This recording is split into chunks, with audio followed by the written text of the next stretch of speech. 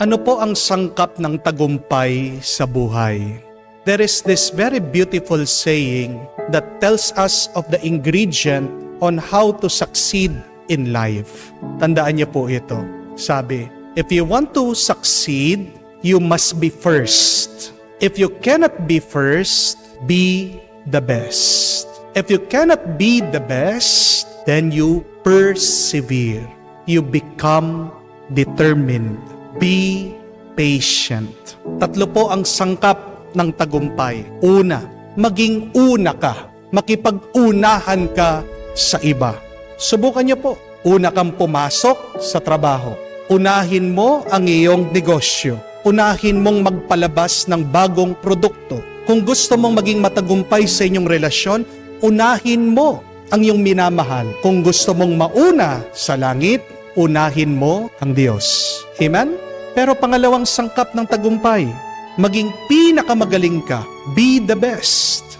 Galingan mo ang iyong serbisyo. Mapapansin ka ng ibang tao. Galingan mo, gandahan mo ang iyong produkto. By word of mouth, makikilala ka ng iba kahit na hindi ka mag-advertise, mag-market. Kung masarap ang iyong pagkain, pag-uusapan ka, irerekomenda ka ng ibang tao. Be the best among the rest.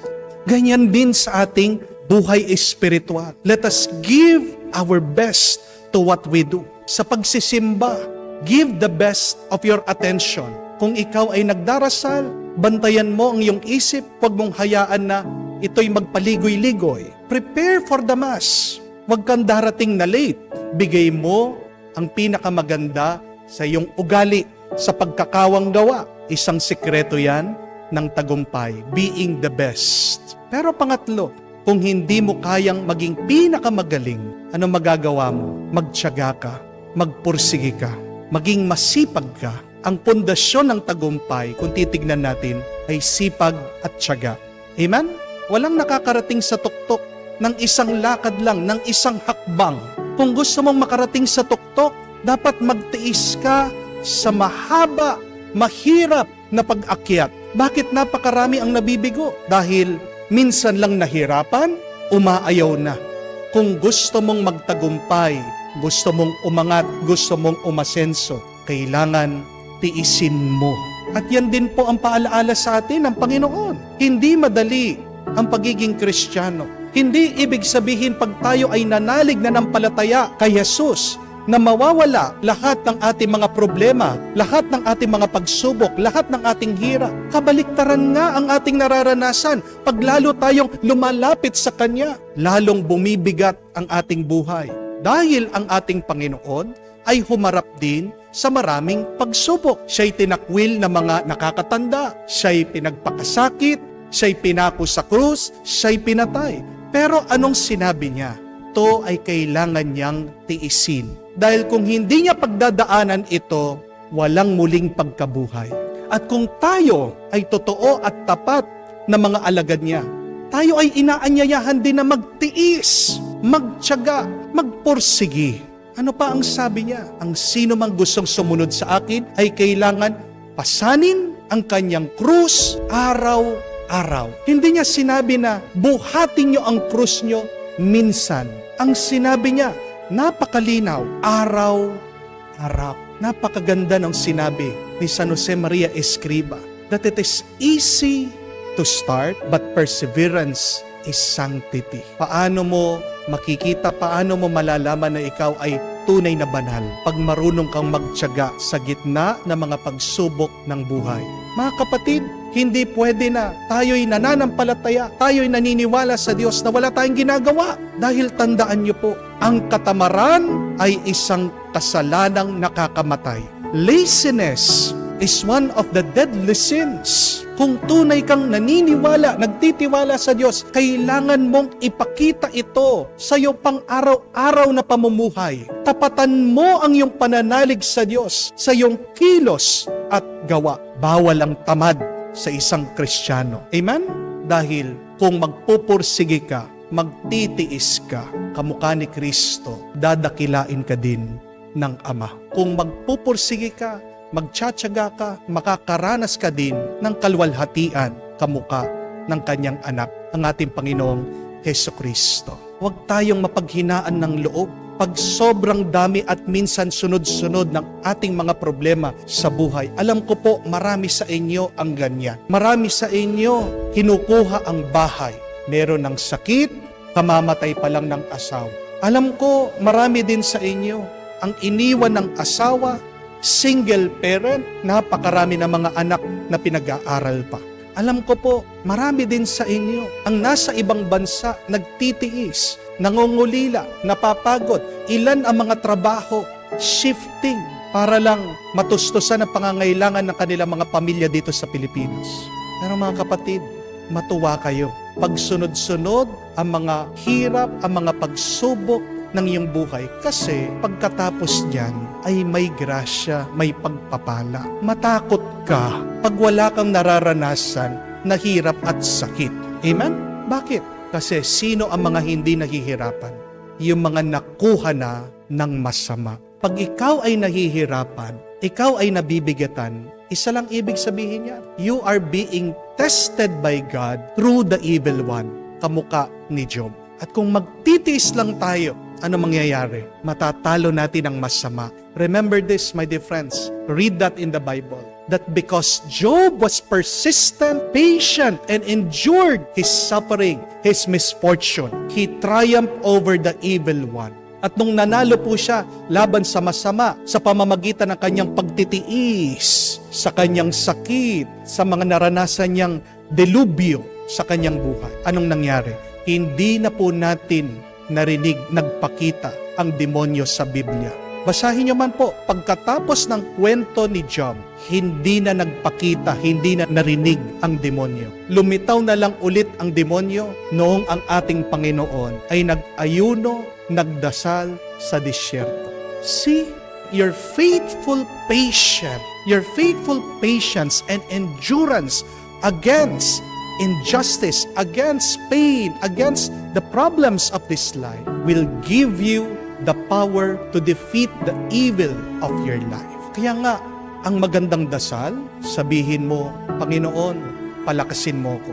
Huwag mo sasabihin, Panginoon, alisin mong problema. Pray not for a problem-free life, but pray to be stronger in this life. Do not pray that life become easier. Dahil ang madaling buhay, walang pagpapala, walang grasya. Do not pray for an easy life, but pray that you would become better in this life. Mga kapatid, 2% lang po ang mga magtatagumpay dito sa mundo. Ayon po sa pag-aaral. Bakit po 2% lang? Kasi yung mga kakaunting taong yun, sila lang ay ang merong tiyaga, sipag at determinasyon. Ang tanong, gusto niyo po bang mapabilang dun sa 2% na aangat, aasenso, yayaman at magtatagumpay sa buhay na ito? Kung ang sagot niyo, oo, ano ang kailangan niyong gawin? Kailangan niyong magsipag, kailangan niyong magtiyaga, kailangan niyong magtiis. Kung nahihirapan kayo, dasal kayo sa Diyos. Dasal at dalangin po sana natin. Hindi lang sana 2% ang makakapasok sa langit. Kakalungkot naman po, no?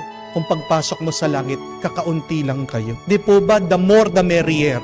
Pero alam naman po natin na mas marami ang pupunta doon sa smoking area kaysa doon sa non-smoking area. Kaya nga, sabi po ng kanta, there is a highway to hell, but there is only a stairway to heaven. Bakit po mas marami ang mahuhulog sa impyerno? Dahil mas madali ang maging masama, ang magkasala, mas mahirap ang pagpapakabanal. Nagiging mahirap lang ang pagpapakabuti dahil sa ating pag-iisip. Kaya nga kailangan nating labanan ang tukso ng masama. It all begins with your desire. What do you really want in your life? Ano ba talagang gusto nyo? Laruhin mo, linawin mo sa iyong sarili. Gusto mong magtagumpay? Gusto mong makapasok sa langit? Gusto mong makasama ang Diyos? Kung yan talaga ang nais mo, alam mo ng kasunod niyan. You have to put in the work. You have to make the effort. Opo, we have to believe. Hindi rin tayo makakarating sa langit kung walang grasyang Diyos. Pero tandaan niyo po, God's grace can only operate if there is nature. Paano ka dadalhin ng Diyos sa kanyang kalangitan kung hindi mo naman siya tinutulungan. We need to cooperate. We need to participate in God's grace. Kasi paano ka iaangat ng Diyos kung ikaw naman ay pabigat? Di po ba? Yan ang ating ipagdasal. Magiging magaan ang buhay at uunlad ka kung tutulungan mo din ang Diyos.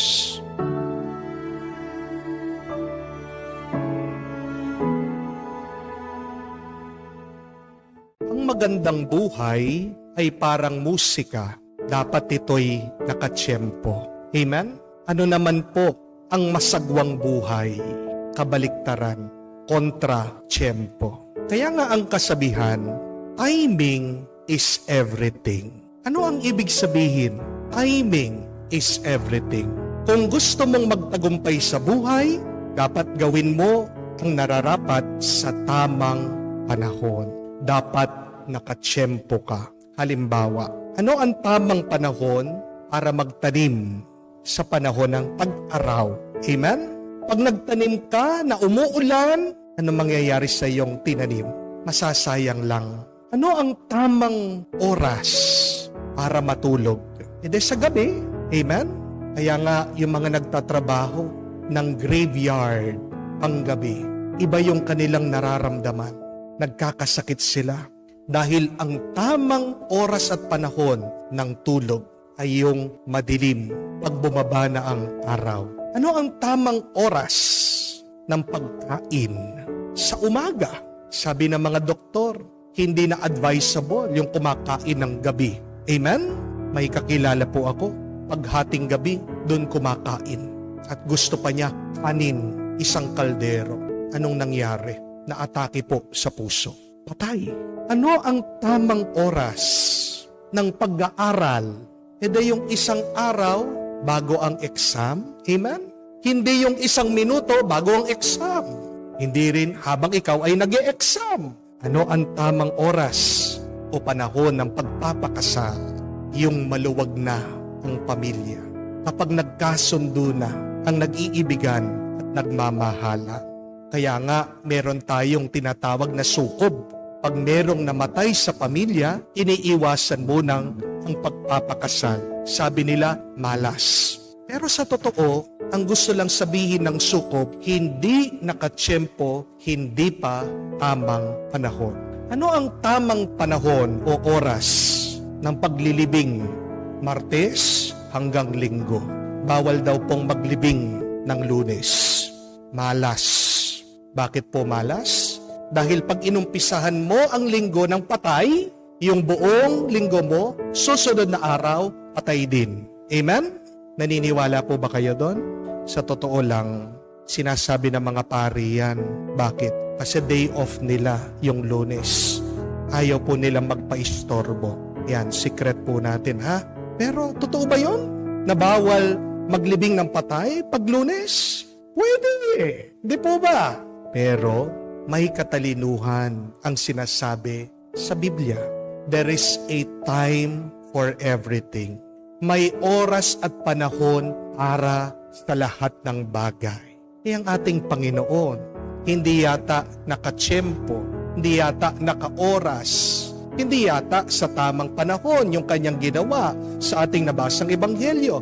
Nagpagaling ng isang tao na tuyo, paralyze ang kanyang kamay. Dahil ginawa niya ito sa araw ng pagpapahinga. Pinagmamasdan siya ng mga Pariseo. Hinuhuli siya kung meron ba siyang gagawing mali. Pero napakaganda ng tanong ng ating Panginoon. Ano ba ang pinapahintulot sa araw ng Panginoon? Ang pumatay o magbigay ng panibagong buhay? Ano ang tamang oras at panahon ng paggawa ng mabuti? When is the right time to do good? The answer, all of the time. All the time is the right time to do something good. Walang pinipiling oras at panahon ang paggawa ng mabuti. At ang tanong, ano ang tamang oras at panahon ng paggawa ng masama at ng mali? There is no right time in doing evil, doing something bad. Kahit na anong oras at panahon, hindi tama sa paggawa ng masama.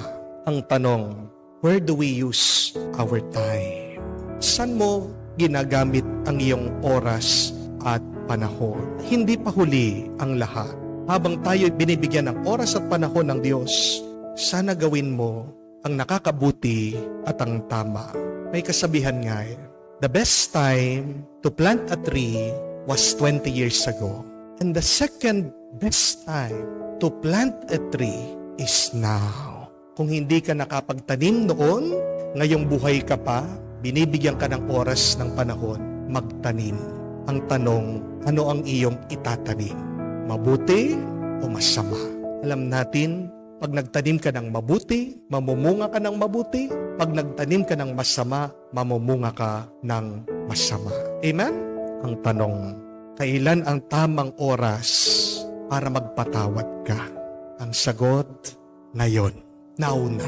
Kailan ang tamang oras at panahon para magdasal? Ngayon. Now na. Kailan ang tamang oras at panahon para magsisi at magbalik loob sa Diyos? Ang sagot, ngayon. Now na. Kailan ang tamang oras at panahon para maging masaya ka? Ang sagot, ngayon. Now na. Time is so precious. Kaya nga meron tayong kasabihan, time is gold. And yet, what do you do with your time will determine if you will become wealthy in this world or in the life to come. Nagdidepende ang kayamanan ng iyong buhay at ang kalidad ng iyong kaluluwa sa ginagawa mo sa iyong buhay.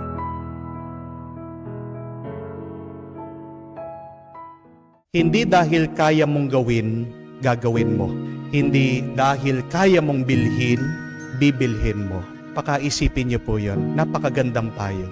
Hindi dahil kaya nating gawin, ay gagawin na natin. At hindi dahil kaya mong bilhin, bibilhin mo. Oo nga po, kung kaya mo namang kumuha ng ibang asawa, liban sa asawa mo, pwede naman. Di po ba? Pero, dahil ba kaya mong gawin, gagawin mo ba? Kaya mong bumili ng magarbong sasakyan kahit wala kang pera. Anong gagawin mo? Pwede kang mangutang, pwede kang magnakaw, makakabili ka, makakakuha ka. Pero dahil kaya mo bang gawin, gagawin mo? Mga kapatid, bakit ba natin ginagawa yung mga bagay na ginagawa natin? How will you decide the actions to take in your life? Is it because you can? I hope not. Because not everything that you can do is good. Kung meron ka mang gagawin sa iyong buhay, sana ito ay dahil ito ay mabuti at ito ay dahil kung sino ka, ikaw ay anak ng Diyos. Pinapaliwanag sa atin ng Panginoon na sa puso natin diyan nagmumula ang lahat ng masama. Bakit kaya mong manira, magsinungaling? Ba't kaya mong pumatay? Ba't kaya mong makiapid? Ba't kaya mong manira ng iba? Ba't kaya mong magnakaw? Lahat ng mga masasama, lahat ng pangit, ba't kaya mong mainggit? Ba't kaya mong maging bastos? Ba't kaya mong magtaray? Bakit kaya mong maging masungit? Ito ay dahil nagmumula sa puso ng tao. Pero pinapaalala sa atin ng Diyos, hindi dahil kaya mong gawin, ay gagawin mo na. Di po ba? Being able to do it does not give you the permission to do it. Kung alam natin na ito ay masama, dapat iwasan na natin. Di po ba? Ano po ba ang layunin ng buhay natin? Tandaan niyo po ito. Ito ay para bumalik tayo sa langit sa Diyos. Nung ginawa tayo ng Panginoon, malinis tayo Napasama lang tayo, naging madumi lang tayo. Dahil sa ginawa ng ating mga ninuno, dahil sa pagkadapa ni Adan at ni Eva sa tukso ng masama. Mula tayo sa langit pero pabalik tayo sa langit. At tandaan niyo po ito, hindi tayo makakapasok sa langit, hindi tayo makakabalik doon kung madumi tayo. At anong dumi ng ating buhay? Ang kasalanan. Ang unang-unang titignan ng Diyos sa atin, pagbalik natin sa Kanya, ay ang ating puso. Ang pusong magaan ay ang pusong makakapasok sa Kanyang kaharian. Pero ang pusong mabigat, kaya nga ikaw ay mahuhulog sa langit kamukha ng demonyo. Dahil napakabigat ng iyong puso, ng iyong kalooban. Yan yung tanong, how can we have a clean heart? Paano ba tayo magkakaroon ng malinis na puso? Napakaganda po ng turo ni Mother Teresa, sabi niya, a free heart is a clean heart. Ang malayang puso ay isang malinis na puso. Ano po ang kasalanan? Ang kasalanan ay ang pagkapit sa mga hindi makadiyos. Sin is an inordinate attachment. Pero ang kabanalan ay yung ikaw ay nakabitaw at sinusuko mo ang iyong sarili sa Diyos. Kung bubuksan ng Diyos ang iyong puso, ano kaya ang kanyang makikita? Ano yung mga bagay na hanggang ngayon hindi natin mabita-bitawan? Meron bang galit dyan? Meron bang lungkot? Meron bang takot? Mga kapatid, hindi natin po kailangan ng mga bagay na yan sa ating pag-uwi at pagbalik sa langit. Ang masama, natututunan. Amen? Pero kung natutunan natin, pwede naman nating kalimutan. If you have learned bad habits, bad things in your life, you can unlearn them. Just learn to let it go. Pero wala tayong magagawa pag ang isang tao ayaw niyang bumitaw. Mga kapatid, wala naman talaga tayong ibang kailangan kung hindi ang Diyos. Amen? Nagkakasala tayo pag naniniwala tayo na may higit tayong kailangan kesa sa Diyos. Ano yung mga bagay na nandyan sa iyong puso na hindi mo babita-bitawan? Alisin mo na yan. Dahil yan ang nakakalabo sa iyong paningin. Remember, my dear friends, that your heart is your mirror. Kung ano man ang itsura ng iyong puso, yan ang iyong makikita at mararanasan sa mundo. Pag madumi ang iyong puso, ano ang tingin mo sa mundo? Pangit, napakahirap, napakabigat. Pero bumitaw ka, alay mo lahat sa Diyos. Humingi ka ng grasya ng Diyos na maging malinis at maging malaya ka sa kasalanan. Pag transparent, pag malinaw ang puso mo, anong makikita mo? Makikita mo ang Diyos, makikita mo ang mundo at karanasan, napakaganda, napakabuti, at makakakita ka din ng mga himala at pagpapala ng Diyos sa buhay na ito.